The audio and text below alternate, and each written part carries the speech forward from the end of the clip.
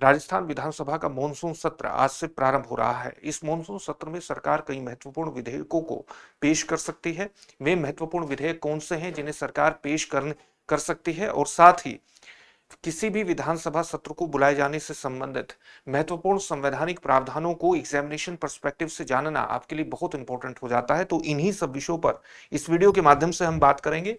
3 महत्वपूर्ण विधेयकों को मॉनसून सत्र में राजस्थान सरकार पेश कर सकती है। एक है यूनिफॉर्म सिविल कोड यानी समान नागरिक संहिता जो विधेयक है ये आ सकता है, और इसके माध्यम से आप देख सकते हैं कि विवाह, तलाक,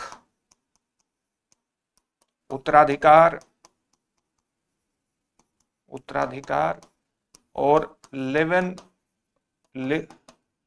रिलेशनशिप से संबंधित कई महत्वपूर्ण प्रावधान आ सकते हैं। इसके अलावा जो दूसरा विधेयक है वो है the Rajasthan trees protection bill.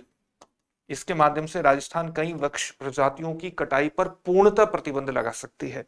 और जो तीसरा विधेयक है वो निजी विश्वविद्यालय से संबंधित हो सकता है। निजी विश्वविद्यालय से संबंधित विधेयक हो सकता है। तो ये महत्वपूर्ण विधेयक है जिन्हें राजस्थान सरकार पेश कर सकती है।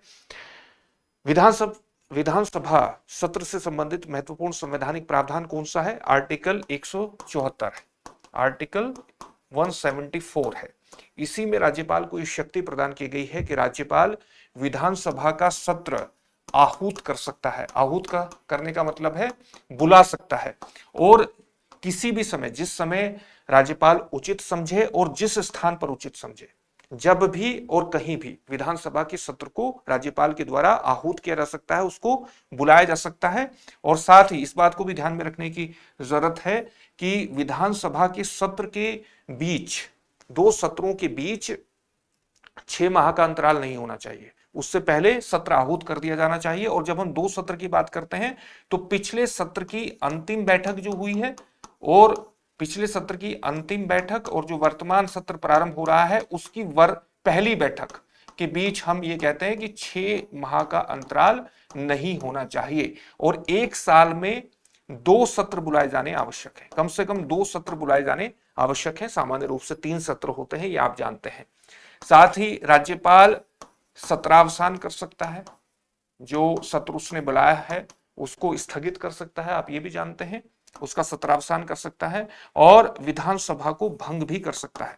लेकिन राज्यपाल ये सारे काम अपने आप नहीं करता, स्वतः नहीं करता, बल्कि सलाह पर करता है। और सलाह किसकी होती है? सलाह होती है मुख्यमंत्री के नेतृत्व वाली मंत्री परिषद की। और इसका प्रावधान कहां पर किया गया है कि राज्यपाल को सहायता और सलाह देने के लिए मुख्यमंत्री के नेतृत्व में एक मंत्री परिषद होगी। इसका प्रावधान किया गया है आर्टिकल 163(1) में। लेकिन इस बात को भी ध्यान में रखने की आवश्यकता है कि आर्टिकल 163(3) में यह प्रावधान किया गया है कि मंत्री परिषद ने राज्यपाल को क्या सलाह दी, और दी भी या नहीं दी है, सलाह दी भी है या नहीं दी है, इस बात की जांच न्यायालय में नहीं की जा सकती। इस प्रकार से इसको न्यायिक संरक्षण प्रदान किया गया है। यानी एक प्रकार से न्यायालय में इसकी जांच नहीं की जा सकती। इसका मतलब है कि इसमें गोपनीयता के तत्व को बनाए रखने के लिए इस प्रकार का कार्य किया गया है। इस बात को भी ध्यान में रखना चाहिए कि अगर मंत्री परिषद, जो मुख्यमंत्री के नेतृत्व वाली मंत्री परिषद है, वो अपना कार्यकाल पूर्ण होने से पहले राज्यपाल को यह कहती है कि विधानसभा को भंग कर दिया जाए, तब वो इसकी सलाह मानता है। लेकिन विधानसभा का जो भंग होना है ये आप जानते हैं उसके कार्यकाल के ऊपर भी डिपेंड करता है। अगर 5 वर्ष का कार्यकाल पूर्ण हो गया है तो विधानसभा भंग हो जाएगी। इस बात को भी यहां पर सलाह की आवश्यकता नहीं है।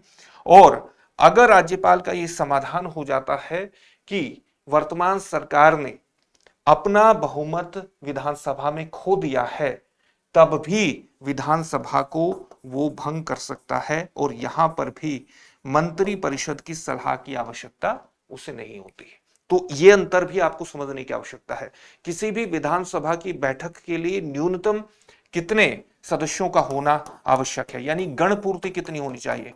बैठक के होने के लिए न्यूनतम कितने सदस्य होने चाहिए? तो इसमें आर्टिकल 189(3) मुख्य है, जहां पर गणपूर्ति से संबंधित प्रावधान किया गया है और उसमें कहा गया है कि 10 सदस्य या विधानसभा की कुल सदस्य संख्या का 1 बटा सदस्य, और इनमें से जो भी ज्यादा हो, अगर ये ज्यादा है तो ये गणपूर्ति मानी जाएगी, और अगर ये ज्यादा है तो गणपूर्ति की संख्या इसको माना जाएगा। तो ये भी एक महत्वपूर्ण प्रावधान है। ये कुछ महत्वपूर्ण संवैधानिक प्रावधान है जिनके बारे में आपको जानना ही चाहिए था। इससे जुड़े हुए एक प्रश्न को जान लेते हैं, लेकिन उससे पहले इस बात को ध्यान में रखना है कि अगर आप आरएएस की प्रीलिम्स और मेंस की इकट्ठी तैयारी कर रहे हैं तो दृष्टि संस्थान का फाउंडेशन बैच आपके लिए विशेष रूप से उपयोगी होगा, क्योंकि ये प्रीलिम्स और मेंस की मात्र 20 से 22 माह में संपूर्ण पाठ्यक्रम के साथ आपकी तैयारी करवा देगा। और ये ऑफलाइन मोड और ऑनलाइन मोड दोनों में उपलब्ध है। ऑफलाइन मोड की क्लासेस दृष्टि संस्थान की जयपुर शाखा में चलेंगी, और जो ऑनलाइन मोड की क्लासेस हैं वो जयपुर क्लासरूम से ही लाइव मिलेंगे। ऑनलाइन मोड की क्लासेस को 3 वर्षों तक जितनी बार चाहे उतनी बार देख सकते हैं, यानी आपको असीमित व्यू टाइम मिलेगा। इसके अंतर्गत आरएएस प्रीलिम्स की टेस्ट सीरीज 1 वर्ष तक निशुल्क प्राप्त होगी। अपने आप में कंप्लीट पैकेज है ये आरएएस फाउंडेशन बैच। तो इसमें एडमिशन लेने के लिए डिस्क्रिप्शन में दिए गए लिंक पर जाकर के अपने एडमिशन को आप सुनिश्चित कर सकते हैं।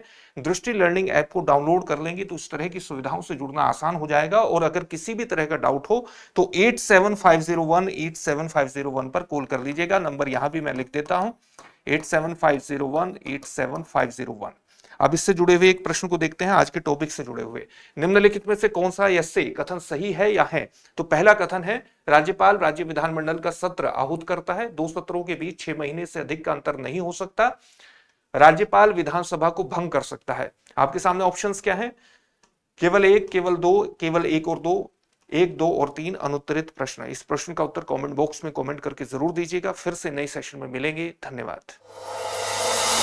अब एग्जाम की तैयारी को और बेहतर करने के लिए हमारे चैनल को लाइक, शेयर और सब्सक्राइब करना ना भूलें।